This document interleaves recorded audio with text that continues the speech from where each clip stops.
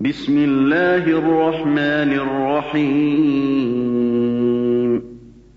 قد أفلح المؤمنون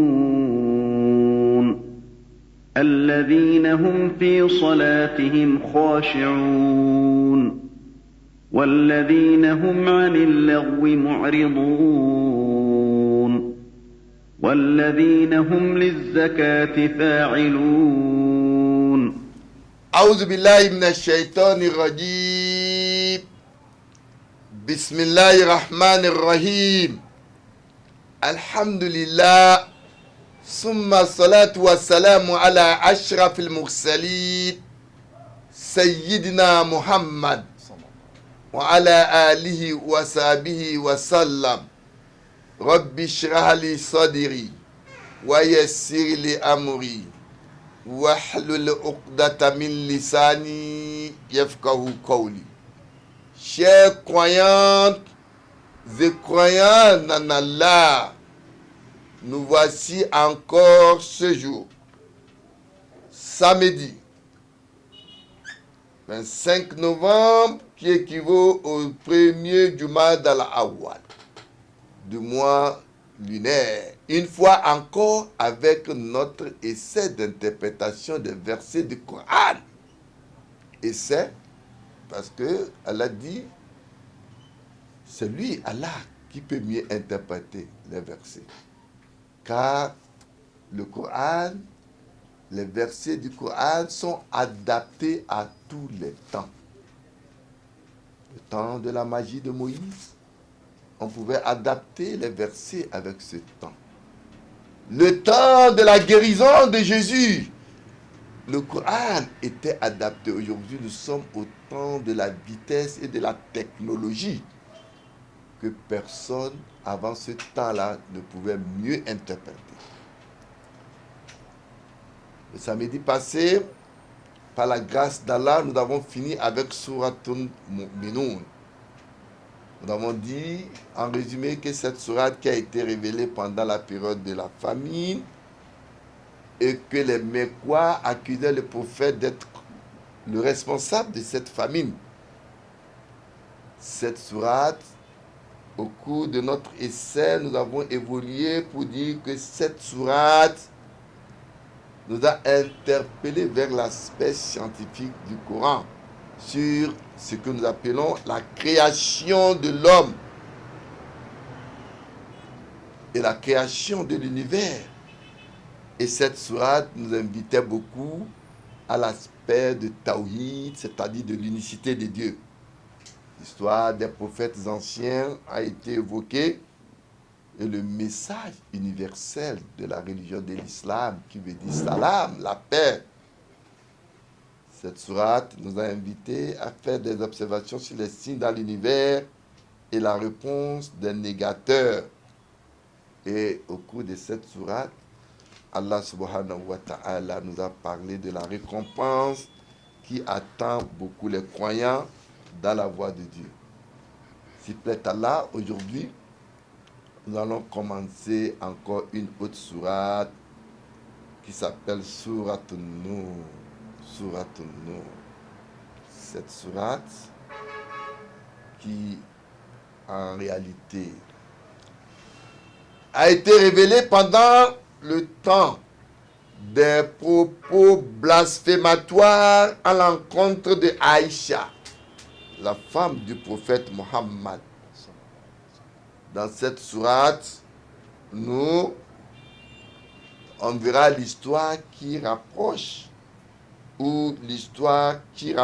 l'affaire de Pouda, c'est-à-dire le voile intégral. Et pendant la révélation de cette sourate, c'était la période pendant laquelle l'épouse Zainab du prophète avait une sœur qui s'appelait Amra et qui a joué un rôle négatif dans les rumeurs mensongères contre Aïcha. Donc, l'histoire du mariage de Zainab, le fils adoptif du prophète Muhammad a été rapporté dans cette sourate. Et ceci, juste pour mettre fin à des coutumes, à l'ignorance donnant le droit d'adoption d'un enfant légitime. Les hypocrites, les juifs et les négateurs ont placé la ruine dans leur réputation. C'est pendant cette sourate Nour que l'histoire de calomnie sur Aïcha a été racontée. Vous savez, il y avait un certain Abdallah ibn Ubay qui a joué le rôle négatif dans la calomnie des hypocrites, et il a été populaire aussi jusqu'à désormais. Il est appelé le chef des hypocrites. Les thèmes de cette sourate, vous verrez du verset 28 à 113 de cette sourate, les thèmes sont liés à la recommandation du prophète et des conséquences qui suivent. Et dans cette sourate, on nous parlera de la restriction des femmes du prophète à la maison et l'interdiction d'entrer dans les maisons du prophète sans autorisation. Cette sourate nous donne donc une ligne de démarcation entre désormais les mahrams et les non-mahrams. D'où aujourd'hui ce que vous voyez un peu partout quand on scinde les hommes et les femmes.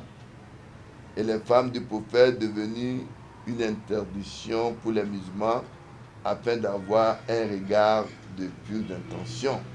Dans cette sourate, la malédiction de Dieu contre ceux qui feront des fautes d'accusation au prophète. Et cette sourate a donné aussi une recommandation aux femmes musulmanes de se couvrir pour leur dignité. La fornication sera mentionnée dans cette sourate comme crime social qui devient offense criminelle afin de renforcer le moral des musulmans. Celui qui est accusé autre d'adultère, cette sourate vient nous mettre en garde contre cela en nous décourageant d'accuser des femmes d'adultère ou des hommes. Cette sourate, enfin, encourage aux musulmans de prendre leurs responsabilités ensemble pour une relation mutuelle ainsi. Aussi, dans cette sourate, la loi autorise aux musulmans de manger chez les proches parents, les amis, ceci pour produire une mutuelle affection et une relation sincère entre les hommes. Voilà, sur ce, par la permission de Dieu, ce que nous allons décortiquer au cours de nos essais d'interprétation. Falyatafaddal mashkoura. أعوذ بالله من الشيطان الرجيم بسم الله الرحمن الرحيم سورة أنزلناها وفرضناها وأنزلنا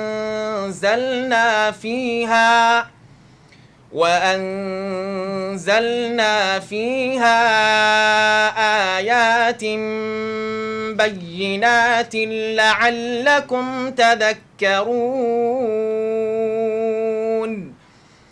الزانية والزاني فاجلدوا كل واحد منهما 100 جلدة ولا تأخذكم بهما رأفة في دين الله إن كنتم تؤمنون بالله واليوم الآخر وليشهد عذابهما طائفة من المؤمنين الزاني لا ينكح إلا زانية أو مشركة والزانية لا ينكحها والزانية لا ينكحها إلا زان أو مشرك وحرم ذلك على المؤمنين والذين يرمون المحصنات ثم لم يأتوا بأربعة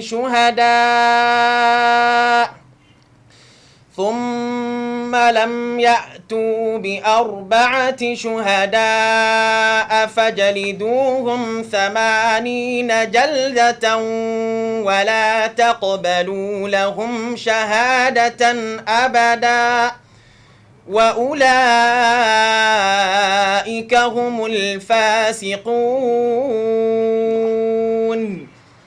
إلا الذين تابوا من بعد ذلك وأصلحوا فإن الله غفور رحيم سورة أنزلناها وفرضناها وأنزلنا فيها آيات بينات لعلكم تذكرون. Allah subhanahu wa ta'ala, dans cette sourate, d'abord, Allah a nommé cette sourate comme étant sourate Nour. Cette sourate prend le nom à partir du verset 24. An-Nour, c'est la lumière. As-Soura, Allah dit Suratun, Tanwin. Allah dit la sourate, c'est l'enceinte. On peut traduire en termes arabes une sourate comme une enceinte d'une maison. L'enceinte d'une maison, et Allah dit, il a nommé cette sourate Nour, qui est la lumière qui rend des choses claires, la lumière de Dieu, afin que nous n'écrasons pas celui qui est au-dessous de nous. Vous savez, chacun de nous possède sa propre lumière en dehors de la lumière du soleil. La lumière physique de Dieu permet de se passer. La lumière spirituelle régit des valeurs humaines. Considère la lumière de Dieu à propos des valeurs, signification, comportement et éthique. Exemple de la discussion entre Ibrahim et Namroud sur celui qui donne la vie et la mort. Musulmans, mes frères, cette sourate qui nous parle de la lumière nous fait comprendre que l'homme qui a été créé comme par Dieu est créé comme un vicaire de Dieu, et rencontre de la femme et de l'homme dans la lumière. La rencontre entre l'homme et la femme doit être dans la lumière. Donc Allah dit Suratun Anzalinaha. Ici, Anzalinaha. Cette sourate, Allah dit qu'il a, lui Allah, il dit qu'il a fait descendre. Ici, le sens de faire descendre ce verset a encore autre explication du sens d'élévation. Et Allah dit, Wafaradinaha. En plus de ça, Allah a fait de cette sourate une obligation imposée ou estimée. Allah dit, et nous faisons descendre des signes pour Ayatu, c'est des signes de l'univers, la lumière du cœur. Ici, Allah insiste sur le fait d'avoir imposé en utilisant le nom. Quand on nous dit wa anzalina wa faradina, Allah en utilisant wa faradina, le sens ici, le fait d'avoir imposé en utilisant le nous ici qui est le pluriel du respect, Allah dit ici nous, pluriel du respect, pour que nous traitons ou nous ne traitons pas cela à la légère, cette sourate. Allah dit, vous devrez donc prendre cette sourate comme révélée de celui qui contrôle votre vie et votre destin, à qui vous aurez à rendre compte même après votre décès. Allah dit, peut-être vous rappellerez-vous. La'allakum tazakkarun. Le rappel d'Allah, c'est ses instructions, c'est son message, c'est ses lois. Bismillah. الزانية والزاني فاجلدوا كل واحد منهما 100 جلدة ولا تأخذكم بهما رأفة في دين الله إن كنتم تؤمنون بالله واليوم الآخر وليشهد عذابهما طائفة من المؤمنين. Allah, comme nous l'avons dit, a recommandé cette sourate. Et Allah commence par Azaniyatu Azani, la fornicatrice et le fornicateur. Qu'est-ce qu'Allah dit? La fornicatrice et le fornicateur, fajilidu kulla wahid minhuma miyata jalda. Allah dit, fouettez-les chacun 100 coups de lanière, c'est-à-dire de fouet. Et Allah, dans ces versets, il dit, wala ta'khudhukum bihima ra'fatun fi dinillah in kuntum tu'minuna billahi wal yawmil akhir. Allah dit, et que nulle douceur ne vous prenne à leur égard à la religion de Dieu si vous demeurez croyants en Dieu et au jour dernier. Et Allah dit, وَلِيَشْهَدْ عَذَابَهُمَا طَائِفَةٌ مِّنَ الْمُؤْمِنِينَ. Et qu'un groupe de croyants assiste à la punition des deux. Problématique du temps que nous vivons sur la fornication et l'application de la loi que les gens ignorent. Je voudrais que vous nous suivez bien avec ce verset qui demande beaucoup de réflexion et d'interprétation, parce que les versets du Coran ne sont pas comme vous les comprenez. D'abord, 100 coups de lanière, cela aborde la loi biblique contenue dans le livre de Deutéronome 22, versets 28 à 29, qui dit quoi? Si un homme rencontre une jeune fille vierge qui n'est pas fiancée, s'en empare et couche avec elle, et que les prend sur le fait, alors l'homme qui a de celui-ci 50 cycles d'argent, puis qu'il a possédé, elle sera sa femme et il ne pourra pas la renvoyer tant qu'il sera en vie. L'affaire de ce verset nous montre le début par la fornication. Allah commence, il dit Azaniyatu. Wazani. Allah commence par la femme avant l'homme. Parce que la femme produit la provocation de l'adultère. Ici, Allah parle de zina, punissable dans plusieurs communautés anciennes. Mais est-ce qu'en réalité, c'est la punition que Dieu veut, ou bien pour que vous soyez qui a la loi et de vous enfreindre? D'abord, essayons de voir ce qui s'est passé dans les communautés anciennes avant de voir l'accusation de la femme adultrice au temps de Jésus et beaucoup de cas au temps du prophète Mohammed. Selon la Bible, une compensation est payée pour cette offense et si le père refuse de lui donner sa fille, et la loi juive, une princesse accusée d'immoralité est brûlée vivante et l'homme doit subir strangulation.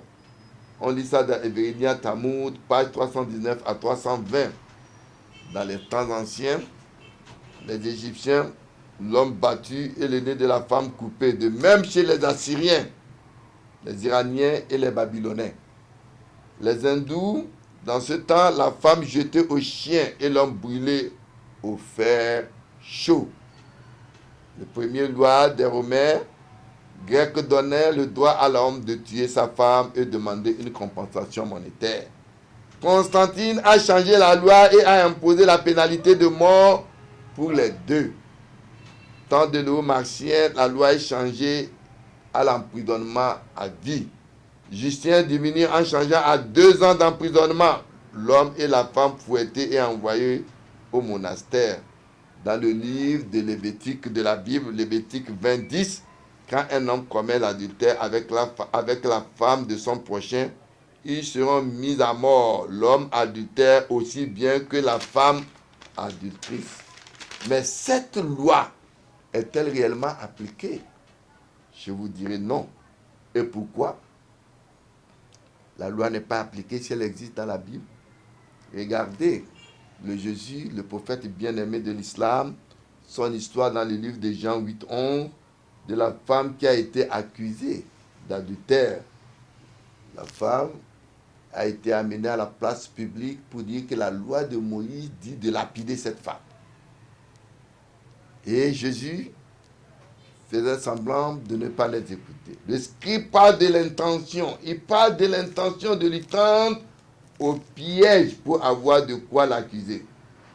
Jésus, se baissant, et se mit à tracer du doigt des traits sur le sol.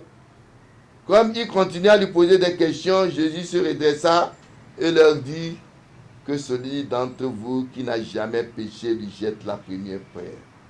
Il n'a pas dit que la loi de Moïse n'existe pas, mais il dit que celui qui n'a jamais commis de péché lui jette la première pierre. Et tous se sont enfuis. Et Jésus dit, femme, va-t'en, mais ne commets plus d'adultère. Il n'a pas dit que la loi n'existe pas. La loi, c'est juste pour freiner. La loi moderne peut être mauvaise, immorale et un péché quand il s'agit de l'adultère, mais devient punissable dans la loi moderne à partir du moment où il y a un parti mécontent dans la loi moderne. Et au niveau de l'adultère, droit de demande de divorce. Mais que dit l'islam en réalité? Zina punissable pour protéger le vicaire de Dieu que nous sommes, protéger la race et civilisation humaine. Mais l'esprit de l'islam n'est pas en réalité de punir, mais de freiner les musulmans pour la loi afin de ne pas s'approcher. Inculquer le sens de comptabilité des actions le jour de Kiyama. La punition est une déclaration du système ou méthode. Vous savez, la réponse est de ne pas chercher la faute de celui qui se confesse. Un homme est parti voir le prophète Mohammed qui a dit qu'il a tout fait et que il voudrait la réponse du prophète Mohammed comme aussi au temps de Jésus. Et qu'est-ce que le prophète lui a dit? Wa akimi salat. وأقم الصلاة طرفي النهار وزلفا من الليل إن الحسنات يذهبن السيئات. Le prophète dit n'a-t-il pas récité ce verset qui dit et établit l'office aux 2 bouts du jour ainsi qu'aux heures prochaines de la nuit. Oui, les bienfaits chassent les méfaits. Ceci est un rappel pour ceux qui se rappellent. La réponse du prophète est de ne pas chercher la faute de celui qui se confesse pour l'adultère. L'application s'adresse à la communauté entière, ou représentants du gouvernement ou sous-gouvernement. Et ceci nous montre que même s'il y a la loi, personne ne peut se lever pour dire qu'il doit appliquer la loi parce que la loi c'est pour freiner. Et les versets suivants qui viendront nous montreront que même cette application, ce témoignage d'application est très compliqué et difficile. Et que ceux qui cherchent à accuser des gens d'adultère doivent réfléchir. Et la loi n'est pas aussi applicable. La sentence aussi s'applique à celui qui demande la consultation. Bismillah. الزاني لا ينكح إلا زانية أو مشركة والزانية لا ينكحها إلا زان أو مشرك وحرم ذلك على المؤمنين. Allah subhanahu wa ta'ala plus loin nous dit Azani la yankihu illa zaniyata aw mushrika. La fornicatrice ou le fornicateur pardon ne se marie qu'avec une fornicatrice ou un fausseur de Dieu. Allah dit Wazaniyatu la yankihu illa zani aw mushrik. Et quant à la fornicatrice, ne se marie avec elle qu'un fornicateur ou un faiseur de Dieu. Allah dit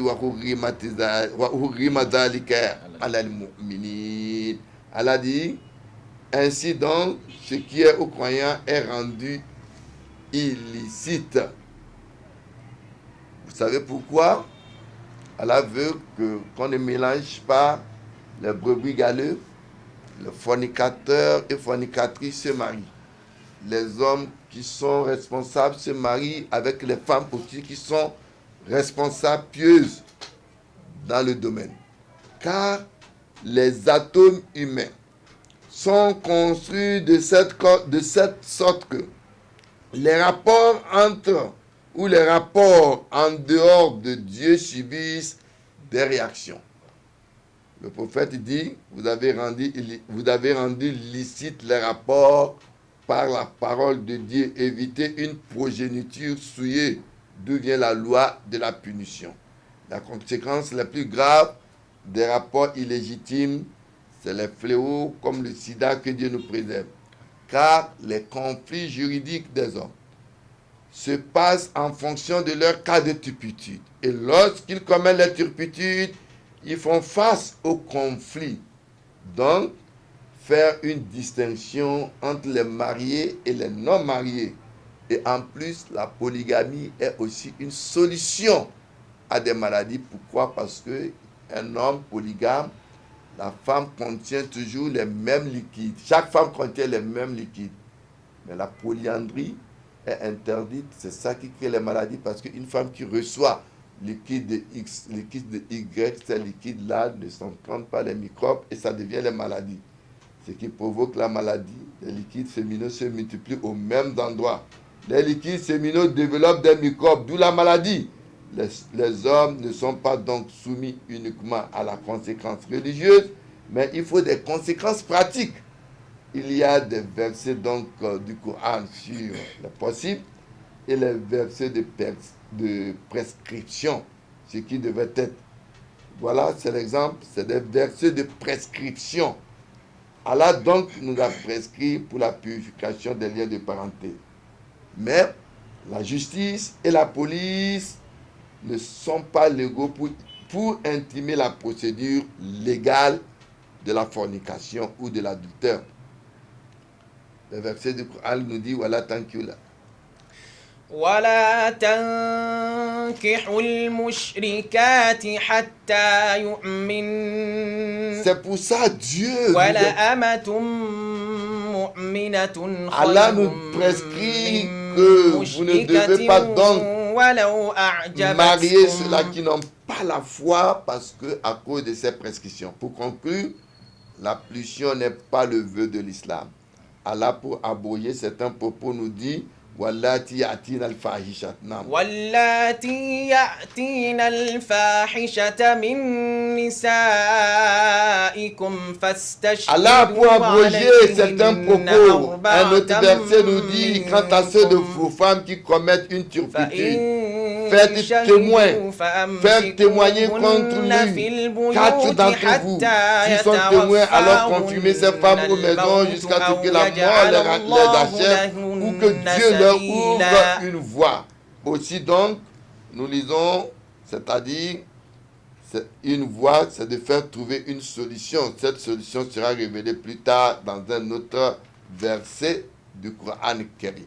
Donc, la punition ici, Allah dit que c'est pour freiner les actions et que Allah, pour une bonne progéniture, recommande à de bonnes actions, de bonnes femmes d'épouser de bons hommes, vice-versa, qu'on ne mélange pas des brebis galis entre les foyers. C'est sur ces versets que notre tafsir de ce jour va s'arrêter. Ce que nous avons pu dire de bien d'Allah. Les manquements sont nos imperfections, qu'Allah nous fasse connaître sa science religieuse. Aza, wassalamu alaikum wa rahmatullahi wa barakatuh. إنه لا يفلح الكافرون وقل رب اغفر وارحم وأنت خير الراحمين